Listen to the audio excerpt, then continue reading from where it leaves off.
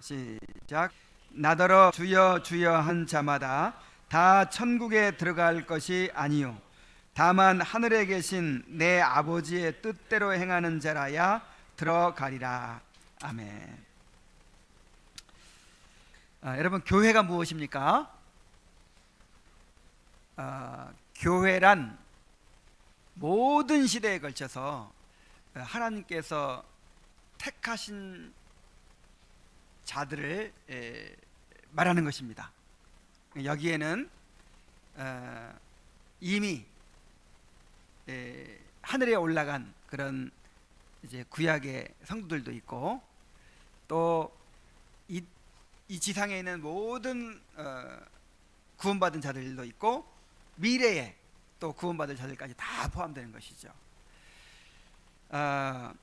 그래서 모든 택자들의 모임이 바로 교회인데, 그런데 하나님께서 택하신 자들은 우리 눈에 보이지 않죠. 확인할 수가 없죠. 그래서 이제 그런 교회가 이 지상에서 드러나게 이제 드러난 것이 바로 이런 지역 교회들이죠.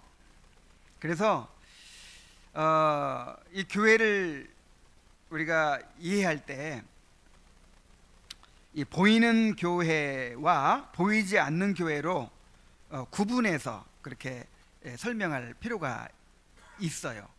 왜냐하면 모든 택자들의 모임은 눈에 보이지 않죠. 그런데 실제로 또 이제 지금 온 세상에 산재한 눈에 보이는 교회들이 있잖아요. 그래서 이 눈에 보이는 교회들 가운데 이제 택자들이 있는 것이죠. 그래서 눈에 보이는 이런 교회와 또 하나님만이 아시는 그런 보이지 않는 교회를 구분해서 우리가 설명할 필요가 있다는 것이죠. 자, 그래서 이제 보이는 교회, 보이지 않는 교회를 이렇게 구분하는데, 보이는 교회는 비저블 처치죠. 가시적인 교회, 가견적 교회, 유형 교회 등으로 부르기도 합니다. 다 같은 말이에요. 그래서 가장 쉬운 말로 지금 하는 거예요. 보이는 교회. 그래서 한문으로 하면 가시적 교회 또는 가견적 교회, 그리고 형태가 겉으로 드러난다 해서 유형 교회 이렇게 말합니다. 자, 보이지 않는 교회는 인비저블 처치죠. 비가시적 교회, 또 불가견적 교회, 그리고 형태가 겉으로 드러나지 않는다 해서 무형 교회 이렇게 부릅니다. 보이는 교회는 모든 시대와 온 세상에서 참된 신앙을 고백하는 모든 사람과 그들의 자녀들로 이루어진 공동체다, 이렇게 데이로빈답에서는 정의하고 있어요. 여기서 중요한 게 뭐냐면 참된 신앙을 고백하는 사람들. 자, 뭐 하는 사람들? 근데 신앙 고백하는 사람을 우리가 이제 교인으로 보는 거죠. 우리는 그걸로밖에 확인할 길이 없어요. 하나님의 택하시면 안 보이니까. 우리 눈에 보이는 거 뭐가밖에 안 보여요? 신앙 고백하는 거밖에 안 보이죠. 그래서 신앙 고백한 모든 사람들 이렇게 해서 보이는 교회라고 하고, 자, 보이지 않는 교회는 교회의 머리이신 그리스도 아래 현재와 미래에 하나로 모이는 모든 택함 받은 자들의 모임. 그러니까 모든 택함 받은 자들의 모임과 또 참된 신앙을 고백한 자들의 모임, 이렇게 이해하시면 되겠어요. 자, 왜 이 이야기를 지금 여기서 하고 있는가? 우리가 지금 그리스도께서 이루신 구속을 이제 택한 자들에게 적용하는 부분을 공부하고 있죠. 그런데 눈에 보이는 이 교회 안에는 택한 자들도 있지만 택함 받지 못한 자들도 있다는 거예요. 그래서 주님의 구원은 모든 사람에게 다 적용되는 게 아니라 누구한테만 적용돼요? 택한 자들에게만 적용되기 때문에 이런 얘기를 하고 있는 것입니다. 자, 교회 안에 두 부류의 사람들이 있다는 거예요. 61문을 한번 같이 읽어보겠습니다. 시작. 복음을 듣고 교회 안에서 신앙생활하는 사람들은 다 구원받습니까? 답. 복음을 듣고 보이는 교회 안에서 신앙생활하는 사람들이라고 해서 모두 구원받는 것은 아닙니다. 보이지 않는 교회의 참된 지체들만이 구원받습니다. 자, 지금 여기 보이는 교회인데 이 보이는 교회 안에 보이지 않는 교회가 또 있는 거예요. 그냥 눈에 보일 때는 교회였는데 진정으로 택함받지 않은 사람이 있는 거예요.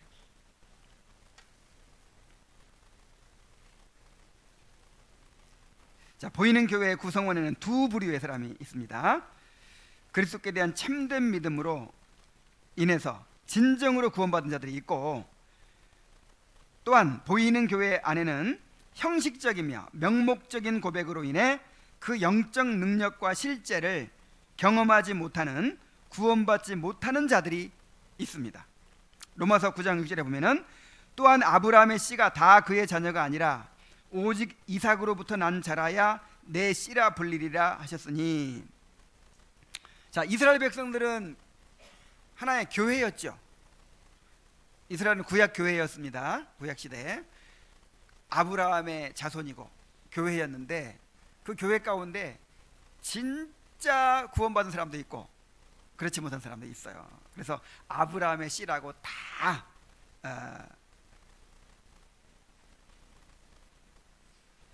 자녀가 아니라 이제 그 전에 설명을 잘못했어요. 자, 아브라함의 씨 중에서 이스마엘도 있고 이삭도 있는데 그 중에 누구 씨만? 이삭의 씨만. 그 다음에 이삭의 씨 중에서도 야곱이 있고 에서가 있는데 누구? 야곱. 그래, 야곱의 12아들을 통해서 이스라엘 백성이 나왔는데, 이스라엘 백성 중에서도 이제 다 아브라함의 씨가 아니라 이제 택함 받은 자만 진정한 아브라함의 씨다 라고 했어요. 마찬가지 원리로 이 오늘날 신약교회 안에서도 그렇게 진정한 아브라함의 자손이 있다는 것입니다. 또 마태복음 7장 21절에는 나더러 주여 주여 하는 자마다, 자, 주여 주여 하는 사람은 진정한 신앙 고백을 한 사람입니다. 주여도 한 번도 아니고 몇 번 해요. 그러니까 열심을 이렇게 표현하려고 하는 거예요. 열심. 그리고 뭐 교리 다 알고 신앙 고백 확실한 사람을 표현한 거예요. 주여 주여 하는 자마다, 주여 주여 해서 다 교회 안에 들어와서 세례도 받고 했는데 다 천국에 가는 것이 아니다. 다만 하늘에 계신 내 아버지의 뜻대로 행하는 자라야 들어갈 것이다 그랬어요. 정말 택함 받고 진정으로 회심한 사람은 하나님의 뜻을 따라 살겠죠. 그래서 교회 안에는 두 부류의 사람이 있다는 것입니다. 이 세대에서 회심하지 않은 자들이 한 사람도 없는 완전히 순수한 교회는 없습니다. 자, 그런 교회 만들면 좋겠죠. 우리 교회 그런 교회이면 얼마나 좋겠습니까? 이 주님의 교회 교인들은 전부 다 택자들만 모였어. 회심하지 않은 사람이 한 사람도 없어요. 완전히 회심한 사람만 세례를 주고 이렇게, 그래가지고 순수한 교회를 만들면 좋겠죠.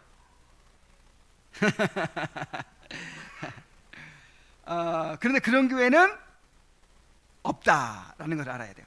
성경은 그런 교회가 있을 것이라는 약속을 한 적이 없어요. 12 제자들 가운데도 누가 있었습니까? 가룟 유다가 있었잖아요. 그리고 사도들이 직접 세우고 다스리는 그런 초대교회에서도 위선자들과 회심하지 않은 자들이 있었어요. 그렇게 성령이 충만한 시대에도 그냥 진정으로 회심하지 않고 세례받은 사람들이 있어요. 그들 중에 일부는 교회의 권징을 통해서 출교를 당하기까지 했습니다. 이거는 이제 100% 확실한 건 아닌데, 그 요한계시록에 나오는 니골라당이라는 이단이 있거든요. 근데 그 니골라라는 사람이 그 사도행전 6장인가? 6장에 나오는 7 집사 중에 하나였다고 보거든요. 되게 이건 뭐 100% 확실한 건 아니지만, 그래서 예수님의 12 제자 중에서도 가룟 유다가 있었고 또 7 집사 중에서도 그렇게 이단에 빠진 사람이 있었고, 또 세례받고 교회에 들어온 사람 중에서도 또 출교를 당하기까지 하는 사람들이 있었던 것을 보면 이것이 일종의 하나님의 뜻이고 계획이라고도 볼 수 있어요. 가라지를 다 뽑아버릴까요? 그러니까 뭐라 그랬어요? 주인이 내버려둬라. 나중에 추수 때까지 자라게 내버려둬라. 왜냐하면 가라지 뽑다가 알구까지 뽑을까 걱정이다. 그리고 가라지를 두셔야 우리가 완전히 마음을 안 놓는다 이거예요. 아우구스티누스는 이렇게 말했죠. 교회 안에도 교회 밖에도 양이 있고 교회 안에도 이리가 있다. 그래서 물론 이제 구원의 확신을 우리가 가지고 누릴 수 있지만 진짜 완전히 알게 되는 건 언제예요? 끝까지 인내하는 자, 주님 오실 때까지 끝까지 인내하는 자가 진짜 택함 받은 자라는 거예요. 우리는 몰라요. 그래서 이 바빙크는 그렇게 얘기했어요. 근데 끝까지 겸손하도록 하나님께서 이렇게 하셨다는 거예요.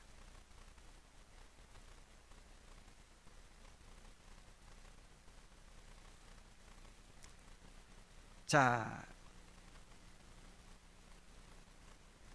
그래서 우리가 회심하지 않은 자들이 한 사람도 없는 그런 순수한 교회를 만들려고 해서는 안 된다는 거예요. 지금까지 역사 이래로 많은 단체들이 여러 시대에 반복적으로 시도해 왔지만 오히려 큰 부작용만 나왔다는 거예요. 자, 만약에 우리가 그렇게 한다고 칩시다. 우리가 진짜 회심의 증거를 막 눈을 불을 켜고 찾아가지고 증거가 확실한 사람만 세례를 주고 진짜 우리 공동체는 완전히 회심한 사람만 100% 보인다. 자, 그렇게 만들려고 하면 어떻게 될까요? 그런 증거들을 만들어낼 거예요. 조작해낸다 이 말이에요. 의도적으로 아니면 자신도 모르는 사이에 그런 증거들을 조작해내게 돼요. 간증이 막 유행하게 되겠죠. 근데 그건 알 수 없어요. 그 돌밭에 떨어진 씨앗 즉시 기쁨으로 받았는데 나중에 알고 보니까 뿌리가 없어서 말라버리잖아요. 그래서 지금 당장 뭐 은혜 받았다고 막 날뛴다고 해서 다 믿을 수가 없는 거예요. 그리고 이 사람은 도대체 변화가 없는 것 같아. 나중에 보니까 진짜 이렇게 변화가 된 사람도 있어요. 그래서 우리는 알 수가 없어요. 우리가 자신의 구원에 대해서는 확신할 수 있지만 다른 사람의 구원에 대해서는 알 수가 없어요. 때때로 어떤 특정한 사람들에 대해서는 중생 여부를 어느 정도는 이제 가늠할 수 있죠. 야, 이 사람 이거 확실히 중생한 것 같아. 아, 이 사람은 아직 아닌 것 같아. 이렇게 어느 정도는 가늠할 수 있어요. 그리고 그렇게 해야 돼요. 또 그래야 세례를 주죠. 그러나 확정적으로 단언할 수는 없어요. 누가 진정으로 회심한 사람인지 누가 위선자인지는 오직 하나님만이 확실하게 아십니다.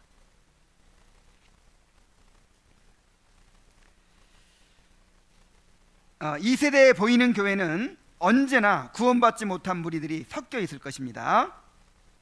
그러므로 명백하게 진리에 벗어났거나 명백하게 범죄하는 자가 아닌 이상 그들의 신앙 고백을 인정해주고 신앙 고백으로 받아줘야 되는 거예요. 보이는 교회의 구성원의 조건은 추정이어야지 증명이어서는 안 된다는 거예요. 신앙을 고백할 때 그러한 신앙 고백이 그릇된 것임을 증명하는 명백한 증거가 없는 한 자기가 바로 알고 그렇게 고백을 하면 이제 교회에서는 받아줘야죠.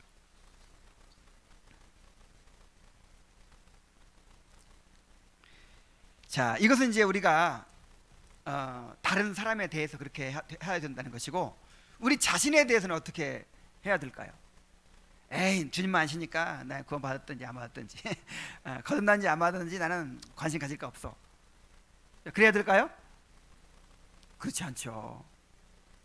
우리 자신에 대해서는 내가 과연 진정으로 거듭난 사람인지를 살피고 참된 그리스도인의 삶을 살고자 힘써야 합니다.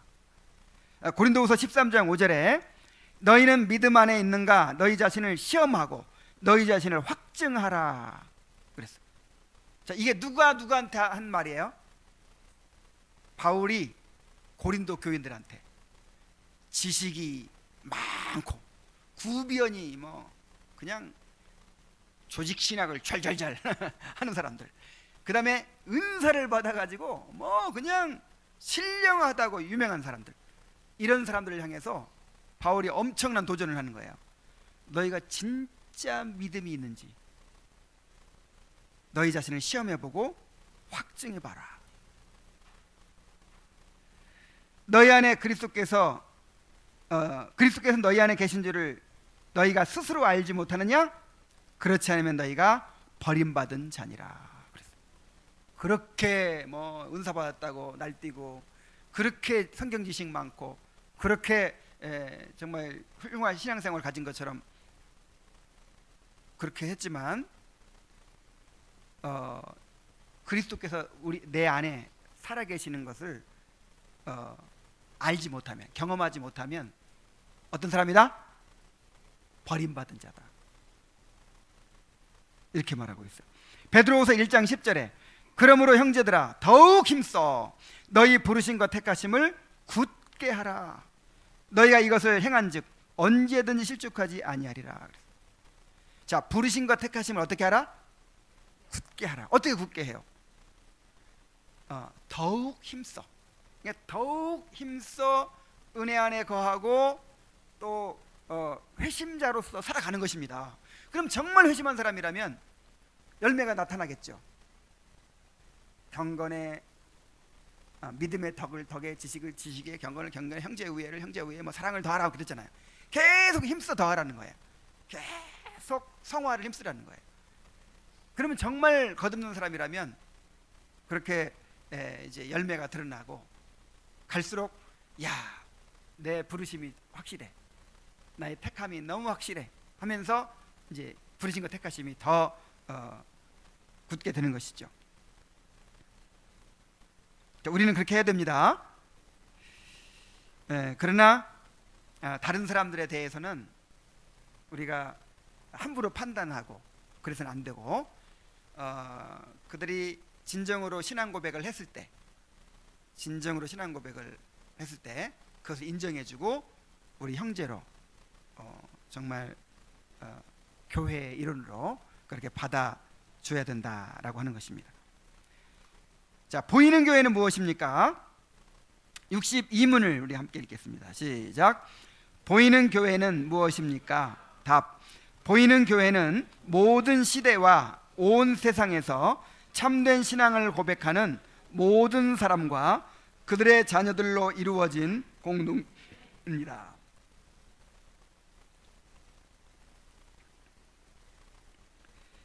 자, 이것을 두 부분으로 나누어서 한번 생각해 보겠습니다. 먼저 보이는 교회는 모든 시대와 온 세상에서 참된 신앙을 고백하는 모든 사람으로 이루어진다 그랬어요. 자, 모든 시대와 라고 하는 말은 그 시간적 범위를 말하는 것인데, 아담으로부터 세상 끝날까지 세상 역사의 모든 세대를 다 포함해서 모든 시대를 말하는 거예요. 시편 22편 27절로 31절에 보면 땅의 모든 끝이 여호와를 기억하고 돌아오며 모든 나라와 모든 족속이 주의 앞에 예배하리니 나라는 여호와의 것이요 여호와는 모든 나라의 주제심이로다. 그리고 나서 후손이 그를 섬길 것이요 대대에 주를 전할 것이며 와서 그의 공의를 태어날 백성에게 전하며 주께서 이를 행하셨다 할 것이로다 그랬어요. 자, 후손이 섬길 것이고 대대 주를 전할 것이다. 그러니까 교회라고 하는 것은 대대로 이어지는 거예요. 대대로 아담부터 세상 끝날까지 교회는 계속 이렇게 이어지는 것입니다. 또 이사야 59장 21절에 보면은 여호와께서 이르시되 내가 그들과 세운 나의 언약이 이러하니 곧 내 위에 있는 나의 영과 내 입에 둔 나의 말이 이제부터 영원하도록 내 입에서와 내 후손의 입에서와 내 후손의 후손의 입에서 떠나지 아니하리라 하시니라. 그러니까 내 입에서와 내 후손의 입에서와 내 후손의 후손의 입에서와 후손의 후손의 후손의 후손의 후손의 입에서와 계속 이어지는 거죠. 세상 끝날까지. 그래서 보이는 교회 시간적 범위는 얼만큼이에요? 아담부터 예수님 오실 때까지. 그 다음에 온 세상에서라고 했어요. 이것은 이제 공간적 범위를 말하는 건데, 공간적 범위는 얼만큼입니까? 온 세상입니다. 복음의 밝은 빛이 어두운 세상에 비추어서 참된 신앙을 고백하게 만드는 세상의 모든 장소의 사람들을 다 포함한다는 것입니다. 그러니까 어떤 특정한 이스라엘 백성만이 아니고 어떤 민족만이 아니고 온 세상에 교회가 있는 것입니다. 계시록 7장 9절에 보면은 이 일 후에 내가 보니 각 나라와 족속과 백성과 방언에서 아무도 능히 셀 수 없는 큰 무리가 나와 흰 옷을 입고 손에 종려가지를 들고 보좌 앞과 어린 양 앞에 서서 그랬죠. 그러니까 나중에 이제 우리가 천국이 완성될 때 각 나라와 족속과 백성과 방언에서 다 구원받은 사람이 나왔다는 거예요. 또 시편 2편 8편에 보면은 내게 구하라 내가 이방 나라를 내 유업으로 주리니 내 소유가 땅 끝까지 이르리로다. 이것은 이제 하나님께서 이제 그리스도께 이제 구속의 주님인 이제 메시아에게 그러니까 허락하신 약속이거든요.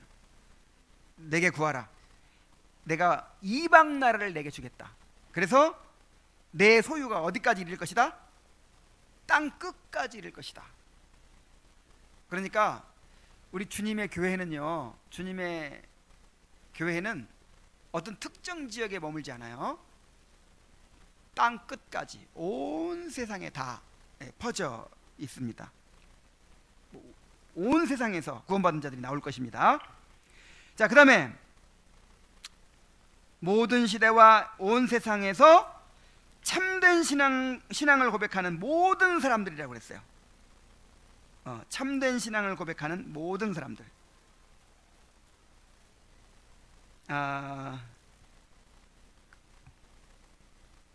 고린도전서 12장 13절에 보면은 우리가 유대인이나 헬라인이나 종이나 자유인이나 다 한 성령으로 세례를 받아 한 몸이 되었고 다 한 성령을 마시게 하셨느니라 그랬어요.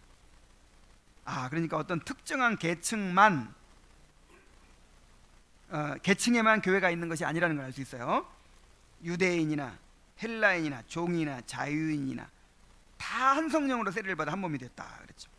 마태복음 28장 19절 20절에 보면은 그러므로 너희는 가서 모든 민족을 제자로 삼아 그랬어요.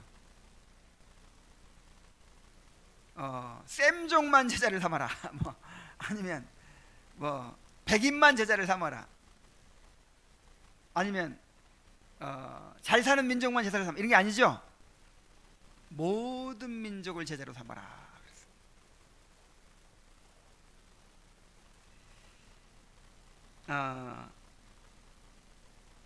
그래서 이 보이는 교회는 모든 시대와 온 세상에서 참된 신앙을 고백하는 모든 사람들을 말하는 것입니다. 우리가 또 한 가지 기억해야 할 것은 세상에는 오직 하나의 보이는 교회만이 있다는 것입니다. 자, 이게 무슨 말이죠? 그러니까 하나님 앞에서는 모든 교회가 하나라는 거죠. 하나. 우리끼리 막 이렇게 찢어 나누고 막 그랬지 실제 하나님 앞에서는 모든 교회가 하나입니다. 단 하나의 교회인데 그 교회가 많은 가지를 가지고 있다 하는 것입니다. 그러니까 단 하나의 교회 가운데 우리도 하나의 가지예요. 가지 한 부분이에요. 자, 우리는 대요리문답이 보이는 교회가 한 조직이나 기구이다 라고 말하지 않고 오히려 한 단체, 소사이어티라고 말하고 있음을 주의해야 합니다. 보이는 교회는 많은 특별한 조직들을 가지고 있는 한 단체라는 것을 기억해야 한다는 거예요. 그러니까 우리가 뭐 사람들 인정하든 인정하지 않든 사실 이 세상에는 모든 교회가 하나인 거예요. 하나님 앞에서. 그러니까 서로 우리만이 진짜 교회다 이러면 안 되겠죠. 온 세상의 교회가 하나라고 우리가 생각을 해야 됩니다. 그 하나의 교회가 여러 부분들이 있는 거죠. 가지들이 있는 거죠. 그래서 그 어떤 교단도 그들이 유일한 참된 교회라고 주장할 수가 없습니다. 이 세상에서 이 장로교회만 하나님의 교회입니다. 이러면 되겠어요, 안 되겠어요? 안 되겠죠.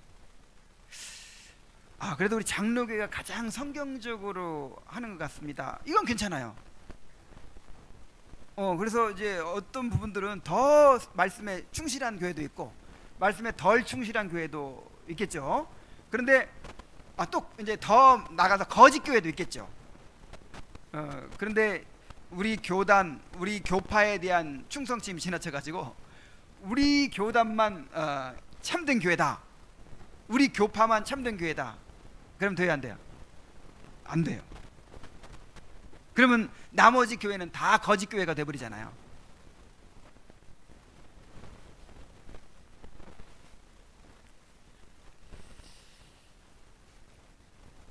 자, 그러면 이 보이는 교회의 구성원이 되는 조건이 무엇입니까? 자, 보이는 교회의 구성원이 되는 조건이 뭐라고 그랬어요 아까? 참된 신앙 고백이라고 그랬죠. 참된 신앙 고백. 그리고 보이는 교회의 이론이 되는 표지는 뭐죠? 세례입니다. 참된 신앙 고백이 있고 또 세례를 받으면 이제 교회가 되는 거예요.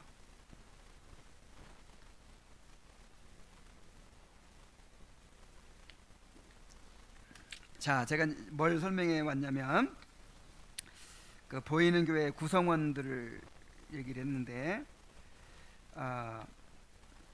모든 시대와 온 세상에서 참된 신앙을 고백하는 모든 사람이라고 했습니다. 그런데 여기에는요 아직 신앙을 고백하지 않은 사람까지도 포함될 수 있어요. 누구냐면 또한 그들의 자녀들로 이루어진 공동체입니다. 그랬어요. 신자의 자녀들. 왜냐하면 그들은 하나님과 그들의 부모 간에 맺은 언약적 약속 안에 포함되어 있기 때문입니다.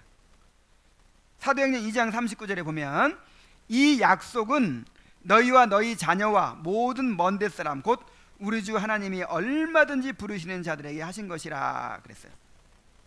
너희와 그 다음에 너희 자녀와 맺은 언약이다. 그래서 신자의 자녀는 교회의 일원이 된다고 했죠. 창세기 17장 7절에도 내가 내 언약을 나와 너 및 내 대대 후손 사이에 세워서 영원한 언약을 삼고 너와 내 후손의 하나님이 되리라 그랬어요. 그래서 신자의 자녀는 아직 신앙을 고백하지 못할지라도 보이는 교회의 구성원이 됩니다. 고린도서 7장 14절에 믿지 아니하는 남편이 아내로 말미암아 거룩하게 되고 믿지 아니하는 아내가 남편으로 말미암아 거룩하게 되나니 그렇지 아니하면 너희 자녀도 깨끗하지 못하니라. 그러나 이제 거룩하니라 그랬어요. 우리 자녀가 어떻다고요? 거룩하다. 신자의 자녀는 거룩합니다. 다시 말해서 교회의 일원입니다. 자, 신자의 자녀들이 유형교회의 구성원이 되는 표지는 세례죠. 세례 역시 유아 때 세례를 받은 신자의 자녀들이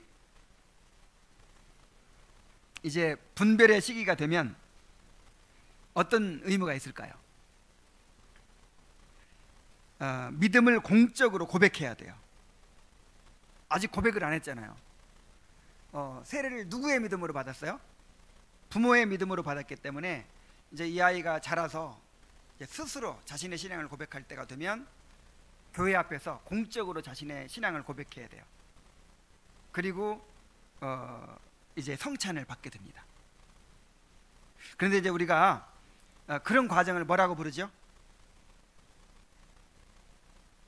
이렇게 유아세례 교인이 공적 신앙 고백을 통해서 이제 이렇게 성찬 회원이 되는 것을 뭐라고 부르죠?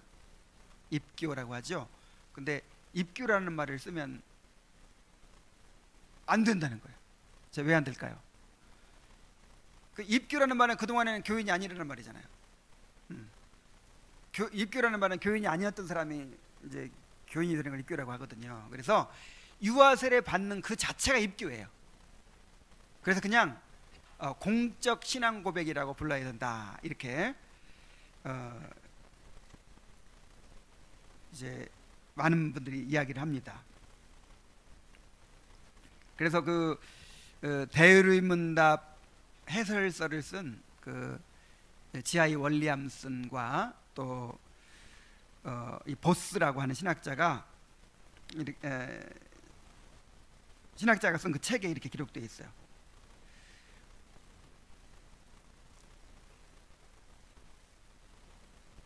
이러한 아이들을 교회에 가입시키는 것이 적당하지 않은데, 교회에 가입시키는 것이 적당하지 않다는 말은 그 입교가 아니라는 말이죠. 왜냐하면 그들은 이미 그들이 받은 세례를 통해 교회에 입교되었기 때문이다. 그래서 앞으로 이제 우리 교회에서도 그러니까 이건 헌법에는 입교라고 돼 있어요. 그런데 이 교단 헌법을 지금 고치자는 움직임이 있어요. 그래서 우리 교회에서는 입교라고 안 하고 유아세례 교인이 성찬회원이 되는 것을 공적 신앙 고백이라 이렇게 부를 것입니다. 자, 그러면 보이는 교회의 특권은 무엇인가 그랬어요. 보이는 교회의 특권.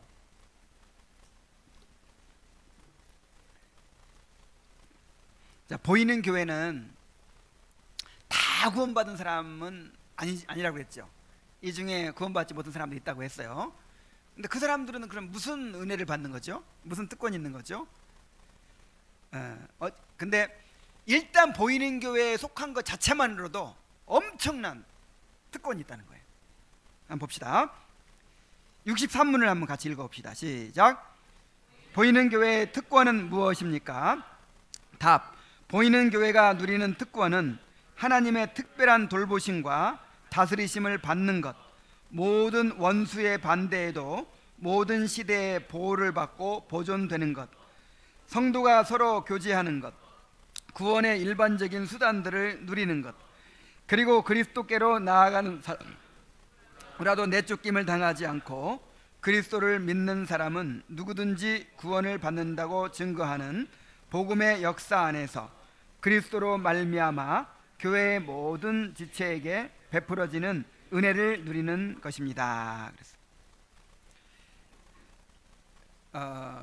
그러니까 이걸 어떻게 생각하면 되냐면, 옛날 이스라엘 백성들을 한번 생각해 보면 돼요. 이스라엘 백성들 가운데 진정으로 택함 받아서 구원받은 사람들이 있고 그렇지 않은 사람도 있었잖아요. 근데 그렇지 않은 사람도 이스라엘 백성이에요. 하나님의 백성이란 말이에요. 하나님과 언약 관계에 있어요. 그래서 언약도 굳이 구분하자면 내적인 언약, 외적인 언약 이렇게 구분할 수 있어요. 그러니까 이스라엘 백성이라는 언약 백성에 속해서 그 언약의 혜택을 누리고 있지만 그 언약의 근본 목적인 구원의 은혜까지는 아직 못 받은 사람도 있는 것이죠. 그러나 그 외에는 그 언약의 혜택을 다 누리는 거예요. 하나님께서 이스라엘 백성을 보호해 주시면 그 보호를 함께 받는 거잖아요. 자, 그런 면에서 그런 것을 염두에 두고 한번 봅시다. 자, 먼저 하나님의 특별한 돌보심과 다스리심을 받는 것이라 그랬어요. 이사야 4장 5절 6절에 보면은 여호와께서 거하시는 온 시온산과 모든 지폐 위에 낮이면 구름과 연기, 밤이면 화염의 빛을 만드시고 그 모든 영광 위에 덮개를 두시며 또 초막에 있어서 낮에는 더위를 피하는 그늘을 지으며 또 풍우를 피하여 숨는 곳이 되리라. 이스라엘 백성이 광야에 있을 때 낮에는 구름 기둥으로 햇볕을 가려주시고 불 기둥으로 또 밤에는 밝게 빛을 비춰주시고 따뜻하게 해주시고, 그리고 하나님의 임재를 나타내 주셨죠. 불뱀과 정갈로부터 보호해 주시고, 또 그 호전적인 유목민족들의 침략에서 지켜주시고, 아침마다 만나가 내려서 만나를 내려 먹이시고, 또 반석에서 물을 내려서 마시게 하고, 이거 다 누가 받은 혜택이에요? 이스라엘 백성 모두가 받은 혜택이에요. 이스라엘 백성에게 속했다는 이유로 다 받았어요. 그 가운데 진정으로 구원받지 않은 사람도 있었지만, 그러나 그 모든 혜택을 다 누리는 거예요. 그와 같이 하나님께서 이 언약 공동체 안에 있는 모든 사람들을 이렇게 돌보고 계십니다. 디모데전서 4장 10절에 보면은 이를 위하여 우리가 수고하고 힘쓰는 것은 우리 소망을 살아계신 하나님께 두미니 곧 모든 사람, 특히 믿는 자들의 구주시니라. 자, 그리스도는 모든 믿는 자들의 구주시죠. 하나님은 그래서 하나님께서 이 교회에 속한 모든 사람에게 그렇게 은혜를 베풀고 계십니다. 또 모든 원수의 반대에도 모든 시대에 보호받고 보존되는 것 그랬어요. 시편 115편 1절로 2절에 보면은 여호와여 영광을 우리에게 돌리지 마옵소서. 우리에게 돌리지 마옵소서. 오직 주는 인자하시고 진실하심으로 주의 이름에만 영광을 돌리소서. 어찌하여 문 나라가 그들의 하나님이 이제 어디 있느냐 말하게 하리까. 또 스가랴 12장 5절로 8절에 보면은 여호와의 말씀에 내가 불로 둘러싼 성곽이 되며 그 가운데서 영광이 되리라. 만군의 여호와께서 이같이 말씀하시되 영광을 위하여 너희를 노력한 여러 나라로 보내셨나니 너희를 범하는 자는 그의 눈동자를 범하는 것이라. 아유, 여러분, 눈을 팍 찔르면 어떻게 돼요?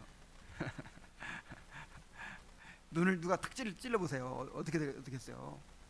그냥 가만두겠어요? 근데 왕의 눈을 찔러보세요. 그냥 누구 눈을 찌르는 거야?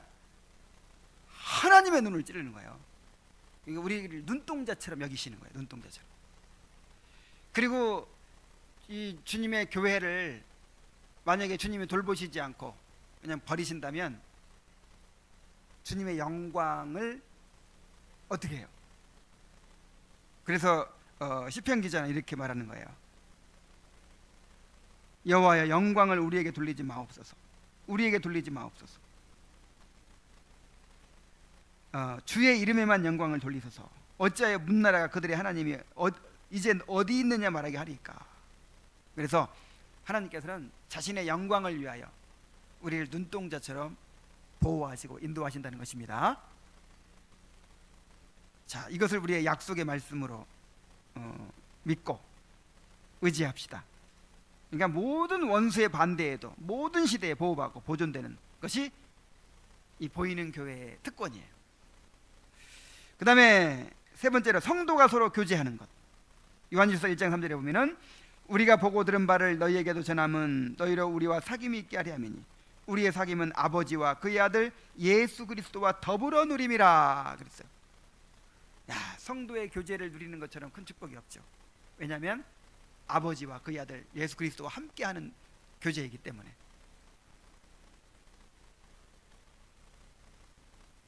그 다음에 네 번째로는 구원의 일반적인 수단들을 누리는 것이라 그랬어요.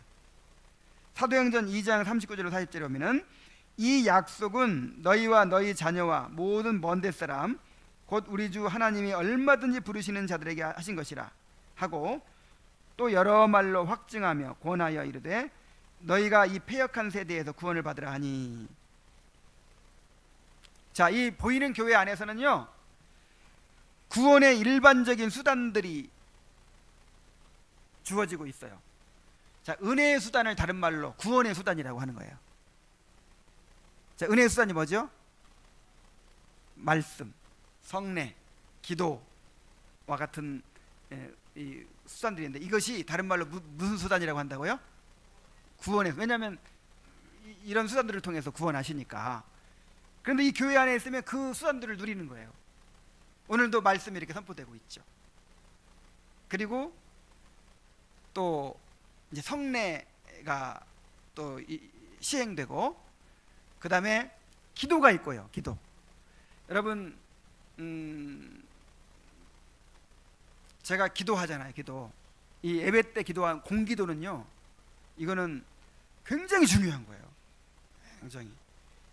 이거는 그러니까 목사를 하나님의 입이라고 하거든요. 하나님의 입. 하나님의 입이 되어서 하나님의 말씀을 선포하고, 또 성도들의 입이 되어서 이제 하나님께 기도를 드리는 거예요. 우리 공동체의 기도입니다. 이게 그런 기도를 누리는 거예요. 그리고 개인적으로 또 기도하기도 하고. 그래서 이 공동체 안에 있으면, 이 보이는 교회 안에 있으면 이런 구원의 일반적인 수단들을 누려요. 그리고 또 그리스도께 나아가는 사람은 누구라도 내쫓김을 당하지 않고 그랬어요. 요한복음 6장 37절에 아버지께서 내게 주시는 자는 다 내게로 올 것이요 내게 오는 자는 내가 결코 내쫓지 아니하리라. 주님이 주님께로 나오는 자는 절대로 내쫓지 않으십니다. 얼마나 참 다행인지 모르겠어요. 몇 번 쫓겨나야 된 사람인데 이렇게 늘 죄짓고 늘 부족한 우리들을 내쫓지 않고 우리를 받아주십니다. 또 마지막으로 그리스도를 믿는 사람은 누구든지 구원을 받는다고 증거하는 복음의 역사 안에서 그리스도로 말미암아 교회의 모든 지체에게 베풀어지는 은혜를 누리는 것입니다. 그러니까 구원의 기회가 늘 있다는 거죠. 구원의 기회가. 자, 구원의 일반적인 수단들을 누리는 것과 비슷한 얘기인데, 하여간 이 구원의 기회를 늘 누리고 있어요. 이 안에 지금 소속해 있다는 이유 하나로. 시편 147편 19절 20절에 보면은 그가 그의 말씀을 야곱에게 보이시며 그의 율례와 규례를 이스라엘에게 보이시는도다. 그는 어느 민족에게도 이와 같이 행하지 아니하셨나니 그들은 그의 법도를 알지 못하였도다. 할렐루야. 그랬어요. 야, 이스라엘 백성 생각해 보세요. 그 하나님의 그 법도를 듣잖아요. 하나님의 말씀을 알잖아요. 이야, 오늘 점심시간에 우리 승엽 형제 유미자매 이제 두 번 만나면 이제 끝나요. 그 결혼 준비 모임을 하는데 어떻게 하냐면 그 교재가 뭐냐면 팔복을 들어요. 팔복. 산상수훈 설교. 여러분이 팔복하고 결혼하고 무슨 상관 있나요? 엄청 상관이 있어요. 이 심령이 가난한 자가 되고 애통하는 자가 되고 또 온유한 자가 되고 의에 주리고 목마른 자가 되고 긍휼히 여기는 자가 되고 마음이 청결한 자가 되고 화평케 하는 자가 되고 되지 않으면 그리스도인의 가정을 이룰 수가 없어요. 정말 이게 기본이에요. 기본. 이거 배우고 그 다음에 또 교재가 뭐냐면 이제 그 존 파이퍼 목사님의 결혼 신학이라는 게 있어요. 자, 그 이제 두 가지를 교재로 해서 그 다음에 또 이제 이렇게 각자 읽어와서 나누고 또 실제적인 나는 또 결혼 선배니까 오늘이 결혼 30주년 기념일이에요. 근데 내가 선배니까 경험해 왔던 거 이제 또 이렇게 나누고 그런 식으로 진행을 하는데 오늘 나누면서도 그걸 느꼈어요. 이 주의 법도를 아는 거예요. 그러니까 어떻게 이제 부부가 서로 관계를 맺고 어떻게 살아야 될지를 길을 아는 거예요. 여러분 이거 모르면 그냥 무조건 상대방만 변화되기를 바라고 상대방만 그냥 잡느라고 서로 이제 그러다 보면은 요구하게 되고 상대방에 대해 실망하게 되고 이제 결혼 생활을 더 이상 유지할 의미를 못 느끼게 되고, 그래서 죽지 못해 살거나 아니면 뭐 인간적인 방법으로 뭐 방어 수단을 막 활용해서 그렇게 지탱해 나가거나, 아 얼마나 불행합니까? 그런데 길을 알아요. 한 번도 안 가봤으면서 길을 알아요. 그리고 어떻게 내가 추구해야 되는 걸 알아요. 이야, 이거 보면서 서로가 그러는 거예요. 믿는 남편을 만나게 된 것이 얼마나 축복인가, 믿는 아내를 만나는 게 얼마나 축복인가. 저 그렇게 생각합니까? 예. 정말 그 하나님의 그 말씀을 계속 들을 수 있다는 거, 이게 얼마나 큰 축복인지 모릅니다. 하나님의 말씀을 계속 들을 수 있다는 거. 에베소 4장 11절 12절. 그가 어떤 사람은 사도로, 어떤 사람은 선지자로, 어떤 사람은 복음 전하는 자로, 어떤 사람은 목사와 교사로 삼으셨으니 이는 성도를 온전하게 하며 봉사의 일을 하게 하며 그리스도의 몸을 세우려 하심이라. 야, 사도와 선지자 대신에 이 말씀 있는 거고, 그 다음에 복음 전하는 자, 또 어떤 사람은 목사와 교사로 주셨다. 이야, 목사와 교사를 하나님께서 여러분에게 선물로 주셨습니다. 그래서 하나님의 말씀을 전하게 하시고 또 여러분들을 바른 길로 인도하도록 그렇게 하고 있어요. 이게 얼마나 큰 특권입니까? 마가복음 16장 16절에 믿고 세례를 받는 사람은 구원을 얻을 것이요 믿지 않는 사람은 정죄를 받으리라. 그래서 계속해서 믿고 구원받을 수 있는 기회를 계속 받고 있어요. 이 공동체 안에 있다는 이유 하나만으로 엄청난 특권입니다. 그래서 구약시대 이스라엘 백성들이 천하 만민 중에서 택함 받아가지고 그렇게 온갖 특권을 누렸던 것처럼,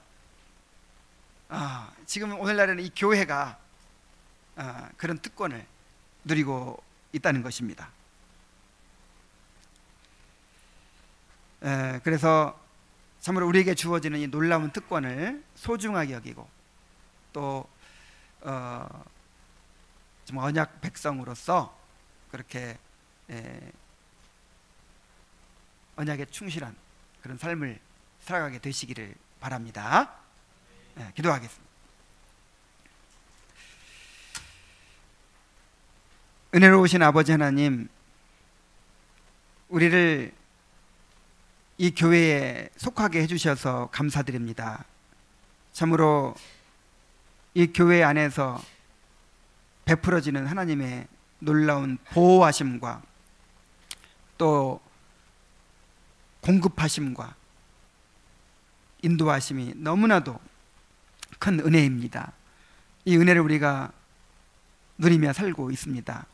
하나님 아버지, 이 특권을 소홀히 하지 않게 하여 주시고 참으로 우리가 구원받고 또 구원을 이루어가기에 이 모든 은혜를 활용해서 참으로 힘쓰게 하여 주시옵소서. 자신의 신앙을 늘 점검하고 참으로 진정으로 언약 백성으로 살아가기를 힘쓰는 우리들이 될 수 있도록 인도하여